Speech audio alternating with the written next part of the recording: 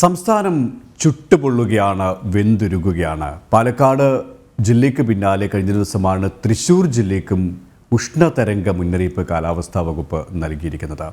രണ്ട് ജില്ലകളിലും അതീവ ജാഗ്രതാ മുന്നറിയിപ്പാണ് നൽകിയിരിക്കുന്നത്. വിദ്യാഭ്യാസ സ്ഥാപനങ്ങൾക്ക് പാലക്കാട് ജില്ലയിൽ അവധി നൽകിയിട്ടുണ്ട്. ഒപ്പം സംസ്ഥാന വ്യാപകമായി തന്നെ ITIകൾക്കും വിദ്യാഭ്യാസ വകുപ്പ് അവധി നൽകിയിട്ടുണ്ട്. കാരണം ITIയെ സംബന്ധിച്ചിടത്തോളം അത്രത്തോളം ജോലി ചെയ്യേണ്ട ഒരു സാഹചര്യമുണ്ട്.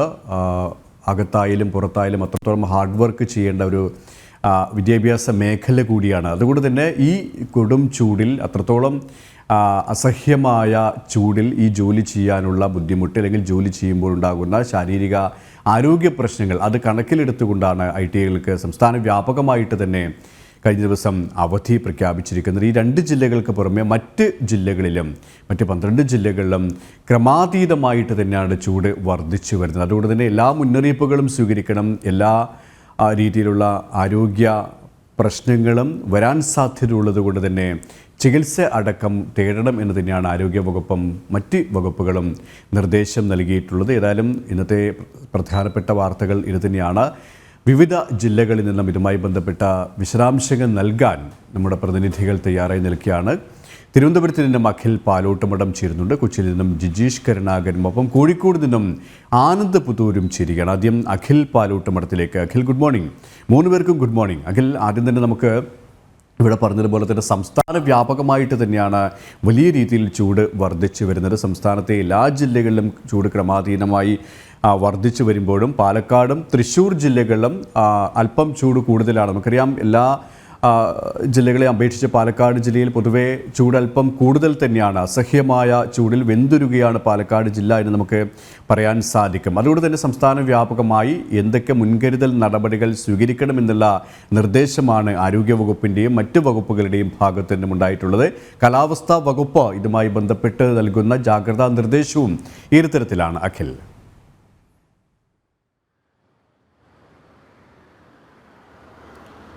Good morning.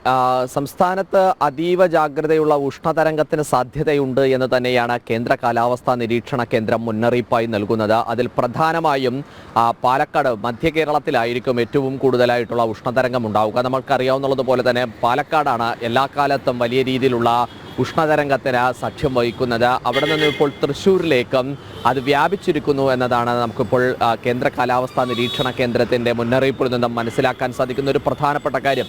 ഇതിൽ സംസ്ഥാനത്ത് ആരോഗ്യവകുപ്പ് നൽകുന്ന ഒരു പ്രധാനപ്പെട്ട ജാഗ്രതാ നിർദ്ദേശം, എല്ലാവരും അധികമായി വെള്ളം കുടിക്കുകയും രാവിലെ 10 മണി മുതൽ 3 മണി വരെയുള്ള സമയത്ത് പൊതുനിരത്തിൽ ഇറങ്ങുകയോ പൊതുസ്ഥലങ്ങളിൽ ജോലി ചെയ്യുന്നതും ഒഴിവാക്കണമെന്നതാണ് സംസ്ഥാനത്ത് ആരോഗ്യവകുപ്പ് നൽകുന്ന ഒരു പ്രധാനപ്പെട്ട നിർദ്ദേശം. അതിനോടൊപ്പം തന്നെ സംസ്ഥാന പോലീസ് മേധാവിയും ഇന്നലെ ഒരു ഉത്തരവ് ഇറക്കിയിട്ടുണ്ട്.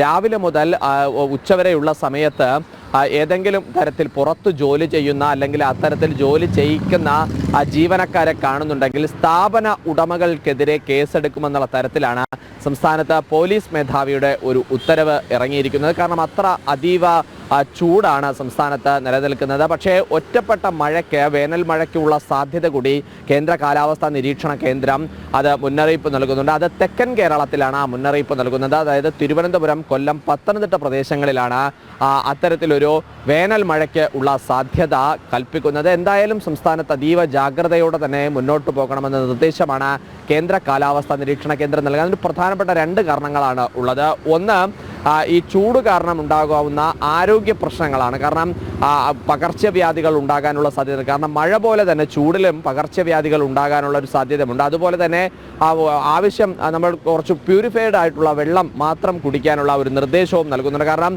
ചൂട് സഹിക്കാൻ വയ്യാതെ ഏതെങ്കിലും തരത്തിൽ നമ്മൾ ഏതെങ്കിലും ഈ ഭക്ഷണ പദാർത്ഥങ്ങളോ അല്ലെങ്കിൽ വെള്ളമോ കുടിക്കുകയോ കഴിക്കുകയോ ചെയ്താൽ ആ തരത്തിലുള്ള ചൂട് കാരണമുള്ള ഒരു അസുഖം കൂടി വരാനുള്ള ഒരു സാധ്യതയും നിൽക്കുന്നുണ്ട്. അതുപോലെ തന്നെ ത്വക്ക് രോഗങ്ങൾ ഉണ്ടാകാനുള്ള ഒരു സാധ്യതയും മുന്നറിയിപ്പുമായി നൽകുന്നുണ്ട്. കാരണം ചൂടേറ്റ് ശരീരത്തിന് ത്വക്കിന് ഏതെങ്കിലും സംബന്ധമായ രോഗങ്ങൾ വരാനുള്ള ഒരു സാധ്യതയും കേന്ദ്ര കാലാവസ്ഥാ നിരീക്ഷണ കേന്ദ്രവും അതുപോലെ തന്നെ ആരോഗ്യവകുപ്പ് മുന്നോട്ട് നൽകുന്നുണ്ട്. KP സൂചിപ്പിച്ച മറ്റൊരു കാര്യം പോലെ വിദ്യാഭ്യാസ സ്ഥാപനങ്ങൾക്ക് കൂടി അവധി നൽകുന്ന കാര്യം പരിഗണനയിലുണ്ട്. അതിൽ ആദ്യഘട്ടത്തിൽ അങ്കണവാടികൾക്കും അതുപോലെ തന്നെ LP സ്കൂളുകൾക്കുമൊക്കെ തന്നെ അവധി പ്രഖ്യാപിച്ചിരുന്നു. പക്ഷേ അവിടുത്തെ ഓഫീസ് പ്രവർത്തനങ്ങൾ നടക്കണം, കുട്ടികൾ വരണ്ട എന്നൊരു നിർദ്ദേശമാണ് വിദ്യാഭ്യാസ വകുപ്പ് നൽകിയത്. അതിന് പിന്നാലെയാണ് ഇപ്പോൾ ഇൻഡസ്ട്രിയൽ വകുപ്പ് സംസ്ഥാനത്തെ ITകളിൽ കൂടിയുള്ള വിദ്യാർത്ഥികൾക്ക് അവധി നൽകണമെന്നൊരു നിർദ്ദേശം നൽകിയിരിക്കുന്നത്. കാരണം അവിടെയുള്ള പല ട്രേഡിലുള്ള വിദ്യാർത്ഥികളും ക്ലാസ് റൂമിന് പുറത്താണ് അവരുടെ വിദ്യാഭ്യാസ പ്രവർത്തനങ്ങൾ ചെയ്യുന്നത്. അതുകൊണ്ട് ആ വിദ്യാഭ്യാസ പ്രവർത്തനങ്ങൾ ചെയ്യുന്നത് കൊണ്ട് തന്നെ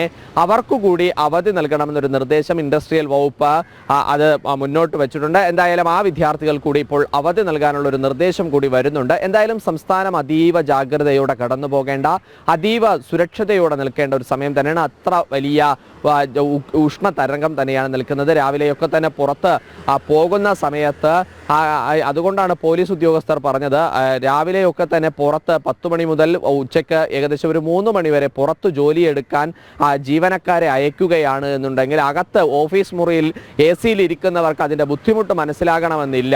അപ്പോൾ അതുകൊണ്ട് അവരോട് അങ്ങനെ അവരെ ജോലിക്ക് അയക്കുകയും അവരോട് കൂടുതൽ കഠിനമായി പണിയെടുക്കാൻ പറയുകയും ചെയ്യുകയാണെങ്കിൽ അങ്ങനെ പറയുന്നവർക്കെതിരെ കേസെടുക്കും എന്നതാണ് ഇപ്പോൾ പോലീസ് ഒരു മുന്നറിയിപ്പായി നൽകുന്നതും KP.